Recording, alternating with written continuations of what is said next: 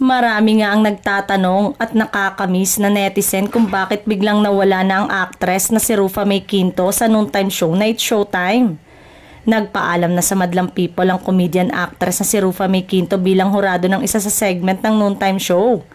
Sa X, nagpasalamat si Rufa Mae sa mga host at staff na nakasama niya sa segment ng Kaloka Like.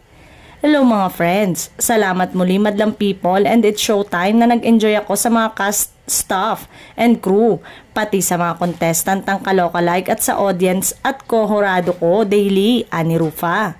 Sinabi niya na may mga commitment siyang dapat puntahan kaya siya namamaalam. Ayun na nga, di ako makaka-join cause of my commitments. Mamiss ko kayong lahat, sad pa ni Rufa Mae.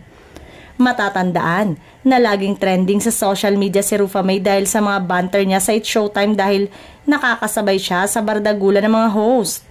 Marami naman ang naintriga dahil akala ng marami ay mareregular na ang komedyante. At kahit naman sina Vice Ganda at mga host ng It's Showtime, hindi rin mapigilang tumawa basta magpaandar na si Peachy. May clamor na sa social media na gawin na raw regular host si Rufa Mae ng noontime show na It's Showtime. Talagang ang humor ni Rufa Mae ay hindi naluluma.